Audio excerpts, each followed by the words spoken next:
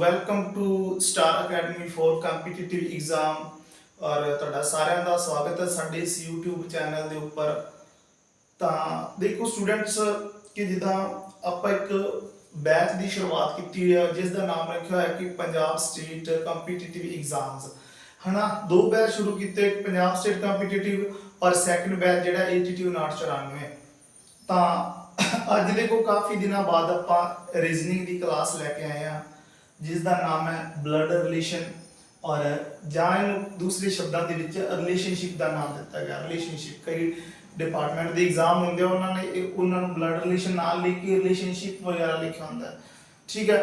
ਤਾਂ ਦੇਖੋ ਰੀਜ਼ਨਿੰਗ ਦੇ ਜਿਹੜੇ ਟੌਪਿਕ ਹੈ 10 ਤੋਂ 12 ਟੌਪਿਕ ਹੈ ਜਿਹੜੇ ਪੇਪਰ ਦੇ ਵਿੱਚ ਅਕਸਰ ਪੁੱਛੇ ਜਾਂਦੇ ਆ, ਜਿਹਦੇ ਵਿੱਚ ਕੈਲੰਡਰ ਹੈ, ਕਲੌਕ ਹੈ, ਇਹ ਵਾਲਾ ਬਲੱਡ ਰਿਲੇਸ਼ਨ ਹੈ, ਫਿਰ ਡਿਸਟੈਂਸ ਤੇ ਡਾਇਰੈਕਸ਼ਨ ਹੈ, ਉਸ ਤੋਂ ਬਾਅਦ ਆਰਡਰ ਐਂਡ ਰੈਂਕਿੰਗ ਹੈ, ਉਸ ਤੋਂ ਬਾਅਦ ਵੈਨ ਡਾਇਗ੍ਰਾਮ ਜਾਂ ਸਾਈਲੌਗ ਹੁੰਦੇ ਆ, ਠੀਕ ਹੈ। ਫਿਰ ਕੀ ਆ ਜਾਂਦਾ ਆਪਣੇ ਕੋਲ ਕੋਡਿੰਗ, ਡਿਕੋਡਿੰਗ, ਫਿਰ ਐਨਾਲੋਗੀ, ਫਿਰ ਕਲਾਸੀਫਿਕੇਸ਼ਨ, ਫਿਰ ਸੀਰੀਜ਼, ਔਰ ਉਸ ਤੋਂ ਬਾਅਦ ਫਿਰ ਜਿਹੜਾ ਤੁਹਾਡੇ ਕੋਲ ਮੈਥਮੈਟੀਕਲ ਆਪਰੇਸ਼ਨ ਵਗੈਰਾ ਦੇ ਟੌਪਿਕ ਆਉਂਦੇ, ਡਾਈਸ ਐਂਡ ਕਿਊਬ ਵਗੈਰਾ ਵੀ ਹੁੰਦੇ ਆ।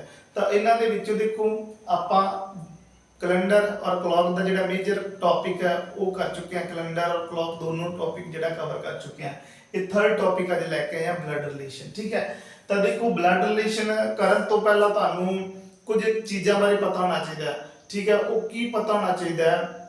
ਦੇਖੋ ਇੱਕ ਇਹਦੇ ਵਿੱਚ ਜਨਰੇਸ਼ਨ ਗੈਪ ਵਰਡ ਆਪਾਂ ਯੂਜ਼ ਕਰਿਆ ਕਰਾਂਗੇ, ਤਾਂ ਉਹਦਾ ਤੁਹਾਨੂੰ ਜ਼ਿਆਦਾ ਜਾਣਕਾਰੀ ਹੋਣੀ ਚਾਹੀਦੀ ਹੈ, ਠੀਕ ਹੈ। ਤਾਂ ਕਿਵੇਂ ਸਪੋਜ਼ ਦੈਟ ਕਿ ਇਹ ਵਾਲੀ ਜਨਰੇਸ਼ਨ ਹੈ, ਇਸ ਜਨਰੇਸ਼ਨ ਦੇ ਵਿੱਚ ਕੋਈ ਵਿਅਕਤੀ ਹੈ, ਹਨਾ, ਇਹ ਵਾਲਾ ਕੋਈ ਇਹ ਵਿਅਕਤੀ ਹੈ, ਆਪਾਂ ਨੂੰ ਨਹੀਂ ਪਤਾ ਕਿ ਆਦਮੀ ਹੈ ਕਿ ਔਰਤ ਹੈ, ਕੁਝ ਵੀ ਹੋ ਸਕਦਾ ਵੀ ਇਹ ਵਾਲਾ ਇਹ ਹੈ, ਇਹ ਜਾਂ ਤਾਂ ਆਦਮੀ ਹੋ ਸਕਦਾ ਹੈ ਪਰ ਜਾਂ ਫਿਰ ਕੀ ਹੈ ਔਰਤ ਹੋ ਸਕਦੀ ਹੈ ਵੀ, ਠੀਕ ਹੈ। ਤਾਂ ਜੇਕਰ ਇਸ ਦੀ ਜਨਰੇਸ਼ਨ ਦੀ ਗੱਲ ਕੀਤੀ ਜਾਏ ਤਾਂ ਇਸ ਦੀ ਜਨਰੇਸ਼ਨ ਦੇ ਵਿੱਚ ਕੌਣ ਕੌਣ ਹੁੰਦਾ ਵੀ?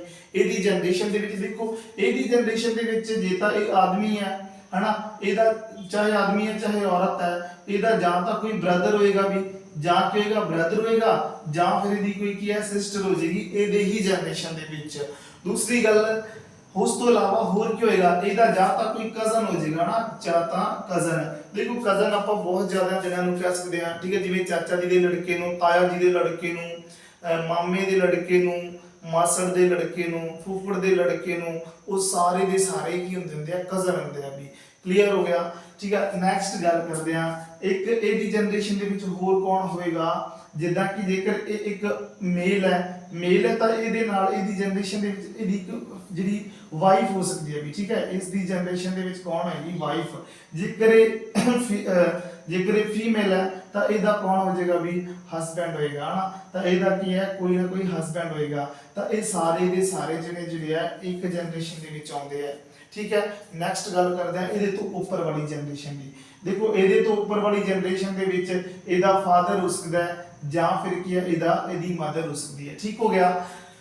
ਇਹਦਾ ਕੀ ਹੈ ਫਾਦਰ ਮਦਰ ਹੋ ਸਕਦਾ ਹੈ। ਫਾਦਰ ਮਦਰ ਤੋਂ ਇਲਾਵਾ ਇਹਦੇ ਵਿੱਚ ਕੀ ਹੋ ਸਕਦਾ ਹੈ? ਦੇਖੋ ਜੇਕਰ ਜਿਵੇਂ ਇਹਦਾ ਫਾਦਰ ਹੈ, ਫਾਦਰ ਦਾ ਕੋਈ ਬ੍ਰਦਰ ਹੋਏਗਾ, ਫਾਦਰ ਦਾ ਜਿਹੜਾ ਬ੍ਰਦਰ ਹੋਏਗਾ ਨਾ, ਉਹ ਇਹਦਾ ਇਸ ਵਾਲੇ ਸਟੂਡੈਂਟ ਦਾ, ਇਸ ਕੈਂਡੀਡੇਟ ਦਾ ਕੌਣ ਹੋਏਗਾ? ਅੰਕਲ ਹੋਏਗਾ ਵੀ। ਇਹਦੇ ਫਾਦਰ ਦਾ ਜਿਹੜਾ ਬ੍ਰਦਰ ਹੈ ਉਹ ਇਹਦਾ ਕੀ ਲੱਗਿਆ? ਅੰਕਲ। ਲੇਕਿਨ ਉਹ ਕਿਹੜੇ ਪਾਸੋਂ ਅੰਕਲ ਹੈ? ਉਹ ਪਿਤਾ ਵਾਲੀ ਸਾਈਡ ਤੋਂ ਹੈ ਨਾ, ਫਾਦਰ ਵਾਲੀ ਸਾਈਡ ਤੋਂ।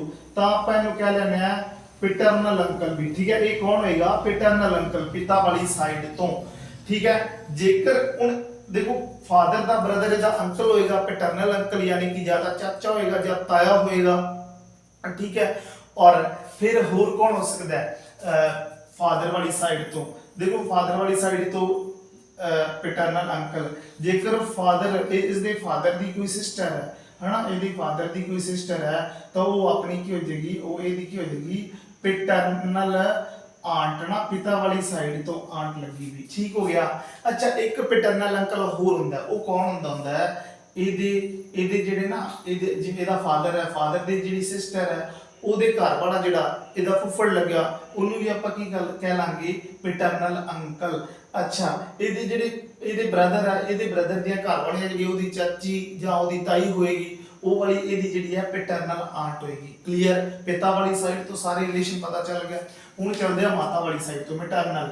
ਮਾਤਾ ਵਾਲੀ ਸਾਈਡ ਤੋਂ ਜੇਕਰ ਮਾਤਾ ਦਾ ਕੋਈ ਬ੍ਰਦਰ ਹੈ ਤਾਂ ਉਹ ਇਹਦਾ ਕੀ ਲੱਗ ਜਾਏਗਾ? ठीक है, कौन लगेगा? मेटरनल, मेटरनल अंकल, यानी कि माता वाली साइड तो कौन है? अंकल है भी। क्लियर?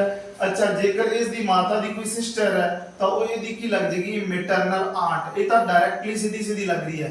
ਅੱਛਾ, ਜੇਕਰ ਇਹਦੀ ਮਾਤਾ ਦਾ ਬ੍ਰਦਰ ਇਹਦਾ ਮਾਮਾ ਲੱਗਿਆ ਨਾ, ਜਿਹਨੂੰ ਆਪਾਂ ਮੈਟਰਨਲ ਅੰਕਲ ਕਹਿੰਦੇ ਆ, ਤਾਂ ਉਹਦੇ ਘਰ ਵਾਲੀ ਇਹਦੀ ਕੀ ਹੋਗੀ? ਮਾਮੀ ਹੋਗੀ ਵੀ, ਮਾਮੀ। ਤਾਂ ਉਹ ਮੈਟਰਨਲ ਆਂਟ ਬਣ ਜੇਗੀ।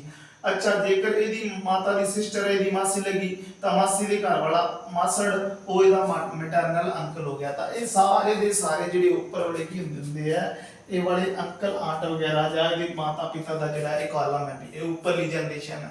ਇਸ ਤੋਂ ਹੋਰ ਉੱਪਰ ਚਲੇ ਜਾਓ ਤਾਂ ਜੇਕਰ ਹੋਰ ਉੱਪਰ ਚਲੇ ਜਾਵਾਂਗੇ ਤਾਂ ਉਹ ਗ੍ਰੈਂਡਫਾਦਰ ਜਾਂ ਫਿਰ ਗ੍ਰੈਂਡਮਦਰ। ਗ੍ਰੈਂਡਫਾਦਰ ਮਤਲਬ ਕਿ ਜਦ ਤੱਕ ਜੇਕਰ ਉਹਦੇ ਪਿਤਾ ਦਾ ਪਿਤਾ ਤਾਂ ਉਹਦਾ ਗ੍ਰੈਂਡਫਾਦਰ ਦਾਦਾ ਲੱਗਿਆ, जेकर उसकी माता का पिता तो भी ग्रैंडफादर नाना लगेगा भी, जेकर उसके पिता दी माता है तो उसकी दादी लगेगी, और जेकर उसके पिता दी सॉरी माता दी माता है तो वो उसकी नानी लग जाएगी। क्लियर हो गया? ग्रैंडफादर वाला कॉन्सेप्ट क्लियर हो गया। देखो ये ग्रैंडफादर का जो ना अगे ब्रदर हो जाएगा, वो एक्चुअल ਦੇ ਵਿੱਚ ਇਹਦਾ ਗ੍ਰੈਂਡਫਾਦਰ ਨਹੀਂ ਹੋਏਗਾ, ਲੇਕਿਨ ਆਪਾਂ ਉਹਨੂੰ ਗ੍ਰੈਂਡਫਾਦਰ ਹੀ ਮੰਨ ਕੇ ਚੱਲਾਂਗੇ। ਇੱਥੋਂ ਤੱਕ ਤਾਂ ਕੁਐਸਚਨ ਨਹੀਂ ਪੁੱਛੇ ਜਾਂਦੇ, ਲੇਕਿਨ ਗ੍ਰੈਂਡਫਾਦਰ ਤੱਕ ਹੀ ਪੁੱਛੇ ਜਾਂਦੇ। ਨੈਕਸਟ ਇਹਦੇ ਤੋਂ ਨੀਚੇ ਚਲੇ ਜਾਈਏ। ਜਦੋਂ ਇਹਦੇ ਤੋਂ ਆਪਾਂ ਨੀਚੇ ਚਲੇ ਜਾਵਾਂਗੇ ਤਾਂ ਦੇਖੋ ਇਹਦੇ ਜਾਂ ਤਾਂ ਇਹਦੀ ਇਹਦਾ ਸਨ ਹੋਏਗਾ ਜਾਂ ਫਿਰ ਇਹਦੀ ਕੀ ਹੋ ਜਾਏਗੀ? ਡਾਟਰ ਹੋ ਜਾਏਗੀ। ਕਲੀਅਰ ਹੈ ਨਾ? ਜਾਂ ਤਾਂ ਸਨ ਹੋਏਗਾ ਜਾਂ ਡਾਟਰ, ਇਹ ਡਾਇਰੈਕਟਲੀ ਰਿਲੇਸ਼ਨ ਹੈ। ਅੱਛਾ, ਜੇਕਰ ਇਹਦਾ ਖੁਦ ਦੇ ਇਹ ਸਨ ਡਾਟਰ ਨਾ ਹੋਏ ਤਾਂ ਫਿਰ ਕੀ ਹੋ ਜਾਏਗਾ?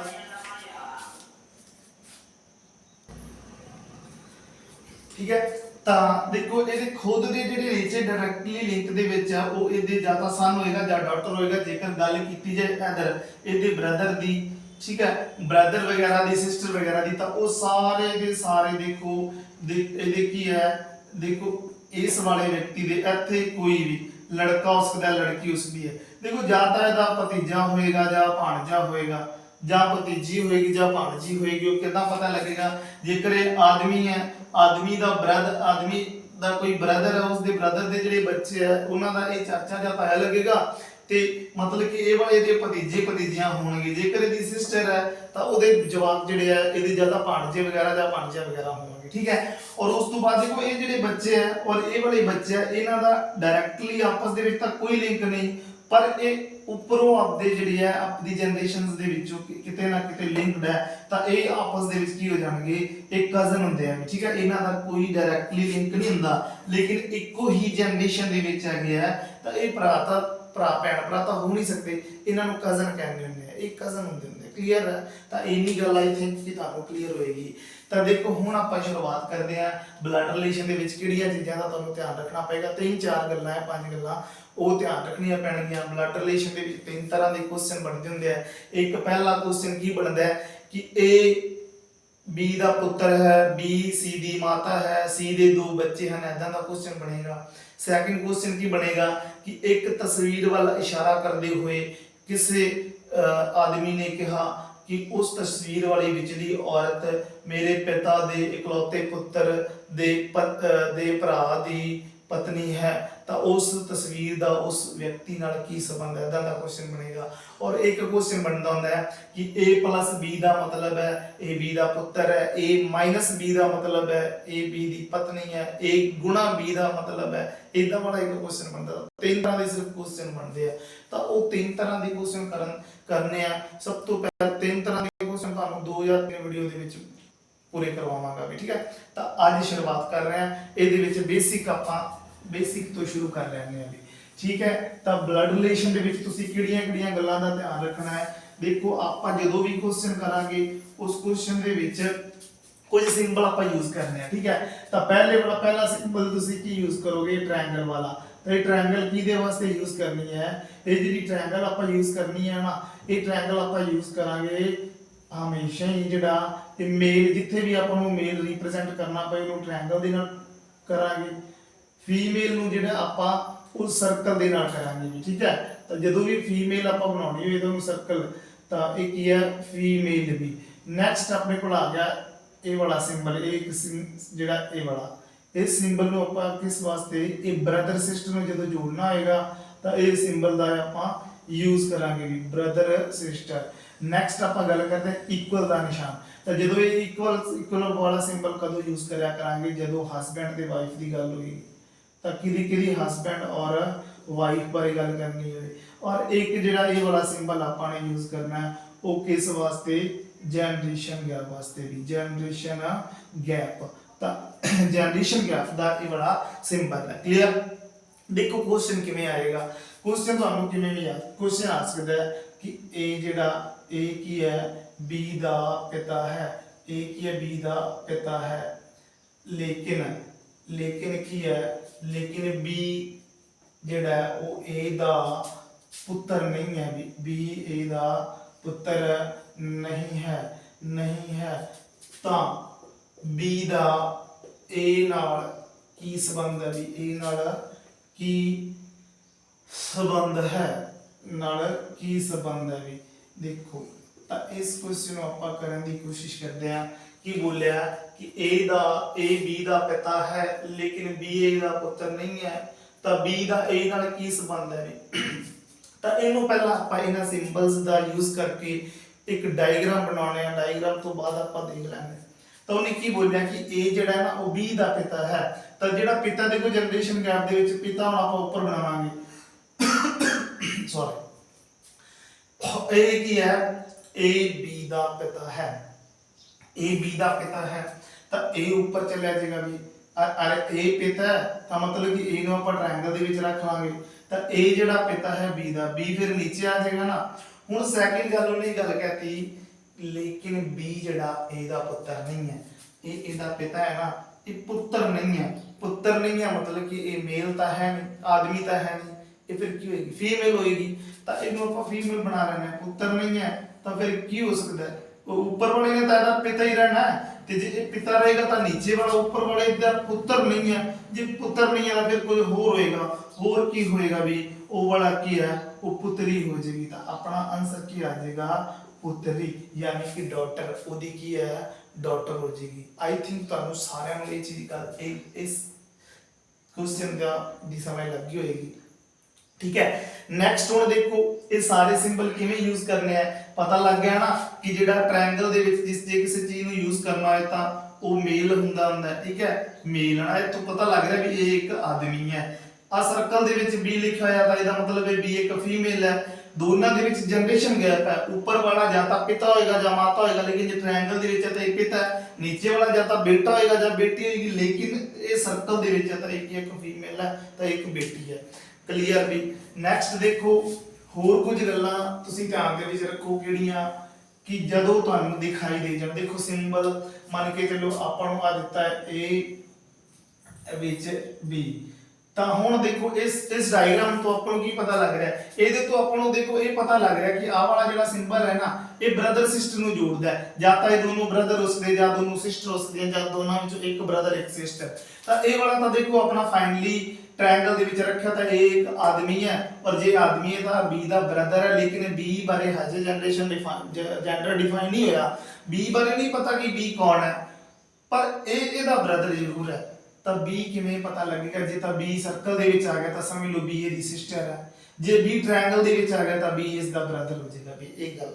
ਨੈਕਸਟ ਉਹ ਕਹਿੰਦਾ ਕਿ ਜੇਕਰ ਉਹਨੇ ਇਹ ਵਾਲਾ ਸਿੰਬਲ ਦੇਤਾ, ਹੁਣ ਆਪਾਂ ਨੂੰ ਇੱਥੇ ਕੀ ਪਤਾ ਲੱਗ ਰਿਹਾ, ਦੇਖੋ ਇਕੁਅਲ ਵਾਲਾ ਸਿੰਬਲ ਆਪਾਂ ਨੂੰ ਇਹ ਦੱਸ ਰਿਹਾ ਹੈ ਕਿ ਇਹਨਾਂ ਦੋਨਾਂ ਦੇ ਵਿੱਚ ਹਸਬੈਂਡ ਵਾਈਫ ਦਾ ਰਿਲੇਸ਼ਨ ਹੈ। ਵੀ ਜੇ ਹਸਬੈਂਡ ਵਾਈਫ ਦਾ ਰਿਲੇਸ਼ਨ ਹੈ ਤਾਂ ਫਿਰ ਦੇਖੋ ਕੀ ਹੈ, ਹਸਬੈਂਡ ਵਾਈਫ ਦਾ ਰਿਲੇਸ਼ਨ ਹੈ ਤਾਂ ਫਿਰ ਇਹ ਟ੍ਰਾਇੰਗਲ ਦੇ ਵਿੱਚ ਆਇਆ ਪਿਆ ਤਾਂ ਇਹ ਇੱਕ ਆਦਮੀ ਹੈ, ਹਸਬੈਂਡ ਵਾਈਫ ਹੈ ਤਾਂ ਇਹ ਆਪਣੇ ਆਪ ਹੀ ਇੱਕ ਫੀਮੇਲ ਹੋ ਜਾਏਗੀ, ਤਾਂ ਇਹ ਹਸਬੈਂਡ ਵਾਈਫ ਹੋ ਜਾਣਗੇ। ਤਾਂ ਆਈ ਥਿੰਕ ਤੁਹਾਨੂੰ ਇਹ ਸਾਰੀਆਂ ਚੀਜ਼ਾਂ ਕਲੀਅਰ ਹੋ ਚੁੱਕੀਆਂ। ਤਾਂ ਹੁਣ ਮੂਵ ਆਪਾਂ ਕਰਦੇ ਹਾਂ ਇੱਕ ਕੁਐਸਚਨ ਦੇ ਵੱਲ। ਠੀਕ ਹੈ, ਤਾਂ ਇੱਕ ਕੁਐਸਚਨ ਦੇਖ ਲੈਂਦੇ ਹਾਂ, ਫਿਰ ਤੁਹਾਨੂੰ ਕਲੀਅਰ ਹੋ ਜਾਏਗਾ ਸਾਰਾ ਕੁਝ।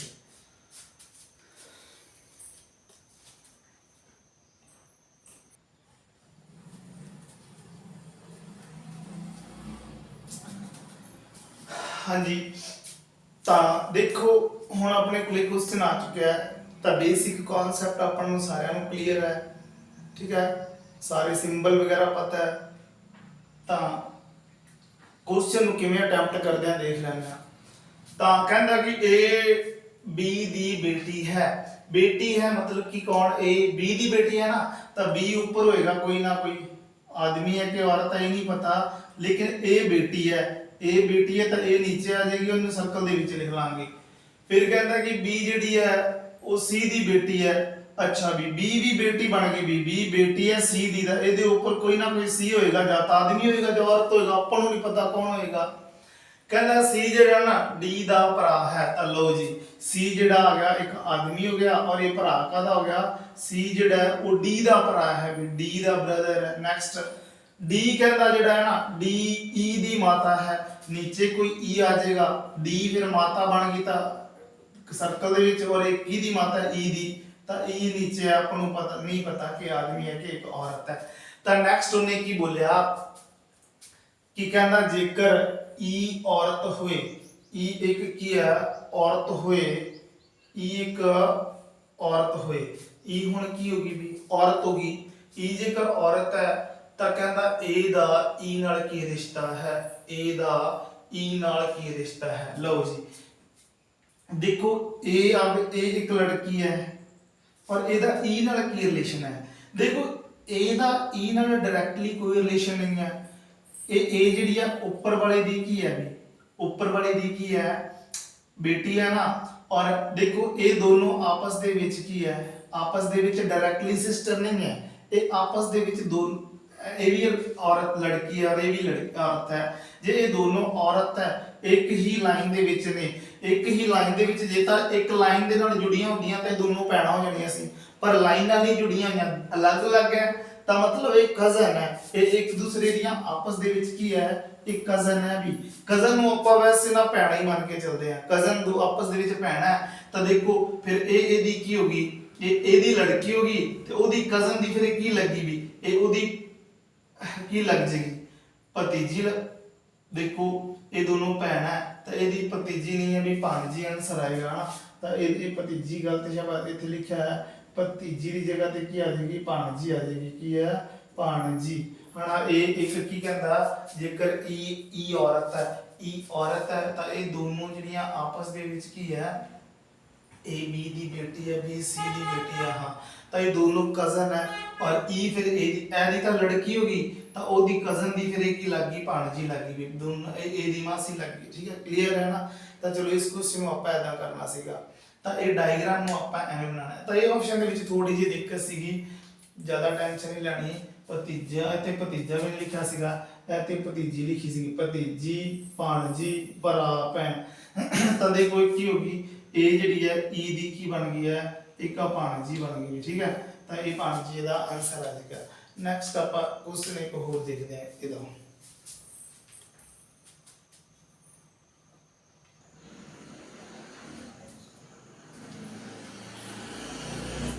चलो जी नेक्स्ट ਆਪਾਂ देख ਲੈਣੇ ਹਾਂ क्वेश्चन। ਤਾਂ ਦੇਖੋ ਮੇਨ ਜਿਹੜਾ ਉਹ ਆਪਣਾ ਸੀਗਾ ਕਨਸੈਪਟ ਨੂੰ ਸਿੱਖਣਾ ਸ਼ੁਰੂਆਤ ਦੇ ਵਿੱਚ ਤੁਸੀਂ ਕਿ ਜਨਰੇਸ਼ਨ ਗੈਪ ਦੇ ਵਿੱਚ ਉੱਪਰਲੀ ਜਨਰੇਸ਼ਨ, ਉਸ ਤੋਂ ਉੱਪਰਲੀ ਜਨਰੇਸ਼ਨ, ਨੀਚੇ ਵਾਲੀ ਜਨਰੇਸ਼ਨ, ਫਿਰ ਇਹਨਾਂ ਨੂੰ ਜੋੜਨਾ ਕਿਵੇਂ ਹੈ।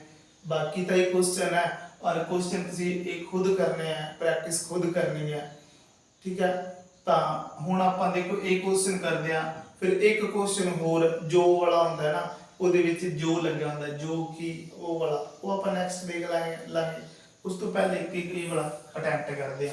ਤਾਂ ਕਹਿੰਦਾ A ਅਤੇ B ਇੱਕ ਵਿਆਹਿਆ ਜੋੜਾ ਹੈ। ਦੇਖ ਲਓ ਵਿਆਹਿਆ ਜੋੜਾ ਤਾਂ ਕੀ ਮਤਲਬ ਹੈ। ਜਦੋਂ ਵਿਆਹਿਆ ਜੋੜਾ ਤਾਂ ਆਪਾਂ ਤੁਹਾਨੂੰ ਦੱਸਿਆ ਸੀਗਾ ਕਿ ਦੋਨਾਂ ਜਣਾਂ ਨੂੰ ਜਦੋਂ ਮੈਰਿਡ ਕਪਲ ਬਣਾਉਣਾ ਹੋਵੇ ਤਾਂ ਕਿਹਦੇ ਨਾਲ ਜੋੜਨਾ ਹੈ, ਬਰਾਬਰ ਦੇ ਨਿਸ਼ਾਨ ਨਾਲ। ਤਾਂ ਦੇਖੋ A ਤੇ B ਕਹਿੰਦਾ ਵਿਆਹਿਆ ਜੋੜਾ ਹੈ, ਆਪਾਂ ਨੂੰ ਨਹੀਂ ਪਤਾ ਕਿ ਇਹਨਾਂ ਚ ਕਿਹੜਾ ਆਦਮੀ ਹੈ ਕਿਹੜੀ ਔਰਤ ਹੈ, ਬਾਅਦ ਦੀਆਂ ਗੱਲਾਂ ਦੇਖ ਲਾਂਗੇ।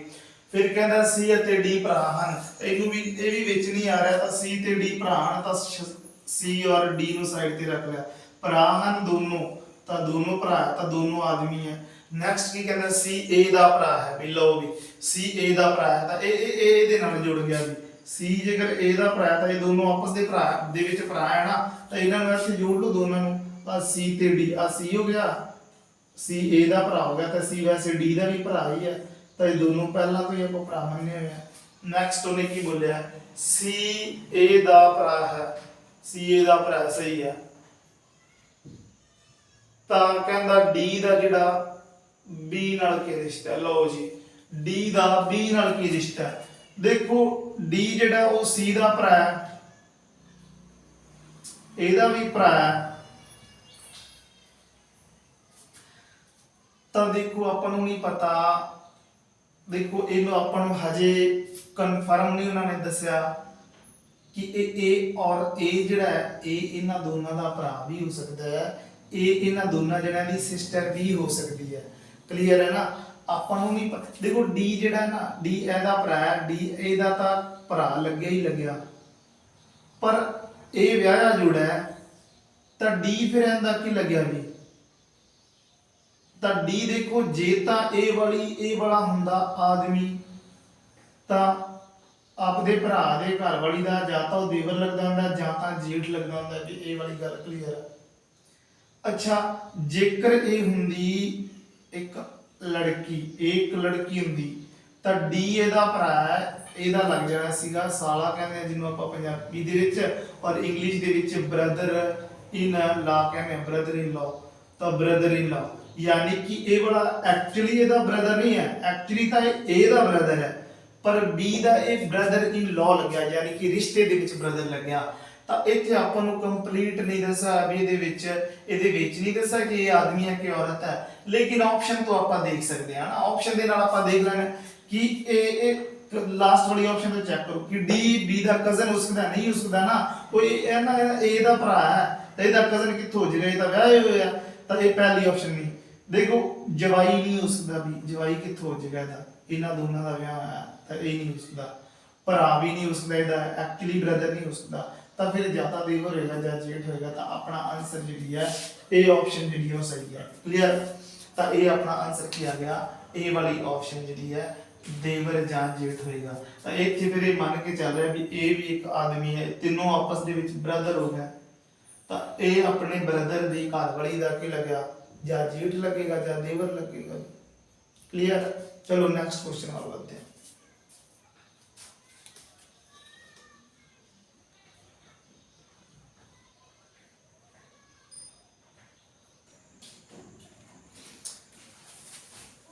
हाँ जी, तो देखो ये वाला जो नेक्स्ट क्वेश्चन ਤੁਹਾਡੇ सामने आ चुका है। देखो थोड़ा ਜਿਹਾ ਉਹਦੇ ਤੋਂ ਚੇਂਜ है इस क्वेश्चन ਦੇ ਵਿੱਚ, और ये वाला जो क्वेश्चन है ना थोड़ा ਜਿਹਾ ਉਹਦੇ ਤੋਂ ਹਟਵਾ क्वेश्चन है, बस ਇਹਨੂੰ ਸਮਝਣਾ और ਅੱਜ ਹੀ ਆਪਾਂ ਆਪਣੀ ਵੀਡੀਓ ਨੂੰ ਇੱਥੇ ਖਤਮ ਕਰਕੇ ਚੱਲਦੇ ਹਾਂ, लेकिन पहले इस क्वेश्चन ਨੂੰ ਕਰਨ ਦੀ ਕੋਸ਼ਿਸ਼ ਕਰਦੇ ਹਾਂ। क्लियर, ਤਾਂ ਦੇਖੋ ਉਹਨੇ ਬੋਲਿਆ ਕੀ ਹੈ, ਕਹਿੰਦਾ A B ਦੀ ਪਤਨੀ ਹੈ, ਤਾਂ A B ਦੀ ਪਤਨੀ ਹੈ मतलब ਕੀ ਨਿਕਲਿਆ ਕਿ A ਜਿਹੜੀ ਪਤਨੀ ਹੈ, ਇਹ ਪਤਨੀ ਹੈ ਤਾਂ ਇਹ ਫੀਮੇਲ ਹੈ ਔਰ ਇਹਦੇ ਵਿੱਚ ਇਕੁਅਲ ਦਾ ਨਿਸ਼ਾਨ, ਔਰ ਕਿਹਦੀ ਪਤਨੀ ਹੈ ਵੀ B ਦੀ, ਤਾਂ B ਆਟੋਮੈਟਿਕਲੀ ਇਹਦਾ ਪਤੀ ਹੋ ਗਿਆ ਵੀ B, ਹਨਾ, A B ਦੀ ਪਤਨੀ ਹੈ। ਕਹਿੰਦਾ D A ਦਾ ਭਰਾ ਹੈ। ਅੱਛਾ ਵੀ D A ਦਾ ਭਰਾ ਹੈ, D ਨੂੰ ਇੱਥੇ ਨਾਲ ਲਾ ਲਓ, D ਆ ਜਾਏਗਾ, D ਬ੍ਰਦਰ ਹੋ ਜਾਏਗਾ A ਦਾ, ਲਓ ਜੀ, ਤਾਂ D ਕੀ ਹੋ ਗਿਆ, A ਦਾ ਬ੍ਰਦਰ। ਕਹਿੰਦਾ P ਤੇ Q E ਦੇ ਬੱਚੇ ਹਨ, P ਅਤੇ Q E ਦੇ ਬੱਚੇ ਨੇ, ਇਹਦੇ ਨਾਲ ਕੋਈ ਰਿਲੇਸ਼ਨ ਨਹੀਂ, ਤਾਂ P ਅਤੇ Q E ਦੇ ਬੱਚੇ ਹਨ, E ਦੇ ਬੱਚੇ ਤਾਂ E ਹੈ, E ਦੇ ਬੱਚੇ ਕੌਣ ਨੇ ਵੀ P और Q, P और Q ਆਪਾਂ ਨੂੰ ਨਹੀਂ ਪਤਾ, ਠੀਕ ਹੈ ਕੌਣ, ਲੇਕਿਨ ਉਹਨੇ ਕਿਹਾ ਕਿ E ਦੇ ਬੱਚੇ ਹਨ ਜੋ D ਦੀ ਪਤਨੀ ਹੈ। ਉਹ ਯਾਰ ਜਿਹੜਾ ਜੋ ਸ਼ਬਦ ਬੋਲਿਆ ਨਾ, ਜੋ ਮੇਨ ਹੀ ਲੌਜੀਕ ਹੈ ਕਿ ਜਿਹੜਾ ਜੋ ਸ਼ਬਦ ਜਦੋਂ ਵੀ ਆ ਜਾਏ, ਜਿੱਥੇ ਵੀ ਜੋ ਸ਼ਬਦ ਆ ਜਾਏ ਨਾ, ਇਹ ਜਿਹੜਾ ਜੋ ਸ਼ਬਦ ਹੁੰਦਾ ਹੈ ਇਹ ਹਮੇਸ਼ਾ ਰਿਪਰੈਜ਼ੈਂਟ ਕਰਦਾ ਹੈ ਦੂਸਰੇ ਵਿਅਕਤੀ ਨੂੰ, ਯਾਨੀ ਕਿ ਦੂਸਰੇ ਦੇ ਲਈ ਇਸਤੇਮਾਲ ਕੀਤਾ ਜਾਂਦਾ ਹੈ ਨਾ, ਦੂਸਰੇ ਦੇ ਲਈ ਇਸਤੇਮਾਲ ਕੀਤਾ ਜਾਂਦਾ ਹੈ, ਇਸਤੇਮਾਲ ਕੀਤਾ ਜਾਂਦਾ ਹੈ। मतलब ਕੀ ਮਤਲਬ ਨਿਕਲਿਆ, ਕਹਿੰਦਾ ਕਿ ਜੋ D ਦੀ ਪਤਨੀ ਹੈ, D ਦੀ ਪਤਨੀ ਕੌਣ ਹੈ ਵੀ, D ਦੀ ਪਤਨੀ ਕੌਣ ਹੈ, ਕਹਿੰਦਾ P ਅਤੇ Q E ਦੇ ਬੱਚੇ ਹਨ। ਬਸ ਆ E ਬਾਰੇ ਕਿਹਾ ਕਿ E ਕਿਸ ਦੀ ਪਤਨੀ ਹੈ, D ਦੀ ਪਤਨੀ ਹੈ, ਤਾਂ E ਜਿਹੜੀ ਪਤਨੀ ਹੈ D ਦੀ ਵੀ, ਲਓ ਤਾਂ D ਦੀ ਪਤਨੀ ਕੌਣ ਹੈ, E ਹੈ, ਇੱਥੇ E ਨੂੰ ਬਿਠਾ ਦੋ, ਪਤਨੀ ਹੈ ਤਾਂ ਇਹ ਔਰਤ ਹੈ, ਇਹਦੇ ਅੱਗੇ ਦੋ ਬੱਚੇ ਹੈ, ਤਾਂ P ਤੇ Q ਦੇ ਦੋ ਬੱਚੇ ਹੋ ਗਏ, ਦੋ ਬੱਚੇ ਹੈ ਨਾ ਇਹਦੇ, ਕਿਹੜੇ P ਹੈ और दूसरा कौन है Q, ਇਹ ਦੋਨੋਂ ਬੱਚੇ ਹੈ। ਨੈਕਸਟ ਉਹਨੇ ਕੀ ਕਹਿੰਦਾ ਕਿ B ਦਾ Q ਨਾਲ ਕੀ ਰਿਸ਼ਤਾ ਹੈ, ਤਾਂ B ਦਾ Q ਨਾਲ ਕੀ ਰਿਸ਼ਤਾ ਹੈ ਵੀ, ਤਾਂ ਕੀ ਹੋ ਜਾਏਗਾ, ਦੇਖੋ ਹੁਣ B ਇੱਕ ਆਦਮੀ ਹੈ, ਤਾਂ ਤੁਹਾਨੂੰ ਦੱਸਿਆ ਕਿ ਉੱਪਰ ਵਾਲੀ ਜਨਰੇਸ਼ਨ ਦੇ ਵਿੱਚ ਜੇ ਤਾਂ ਉਹ ਆਦਮੀ ਦਾ ਡਾਇਰੈਕਟ ਨੀਚੇ ਵਾਲਿਆਂ ਨਾਲ ਰਿਲੇਸ਼ਨ ਹੋਏ ਤਾਂ ਉਹ ਉਹਨਾਂ ਦਾ ਪਿਤਾ ਹੁੰਦਾ ਹੈ, ਜੇਕਰ ਡਾਇਰੈਕਟਲੀ ਨਾ ਹੋਏ ਤਾਂ ਇਹ ਇਹਨਾਂ ਦਾ ਅੰਕਲ ਹੋ ਜਾਏਗਾ, ਅੰਕਲ ਹੋ ਜਾਏਗਾ ਵੀ, ਅੰਕਲ ਹੋਏਗਾ ਕਿਹੜੀ ਸਾਈਡ ਤੋਂ, ਦੇਖੋ ਕਿਹਦੇ ਬਾਰੇ ਪੁੱਛਿਆ ਉਹਨੇ, ਕਿਉ ਨਾਲ ਕੀ ਰਿਸ਼ਤਾ ਹੈ, ਤਾਂ ਕਿਉ ਹੈ ਦਾ ਲੜਕਾ ਹੈ ਵੀ, ਇਹਦੇ ਲੜਕੇ ਦਾ ਪਿਤਾ ਦੀ ਜਿਹੜੀ ਆ ਭੈਣ ਹੈ, ਇਹ ਦੋਨੋਂ ਭੈਣ ਭਰਾ ਹੈ।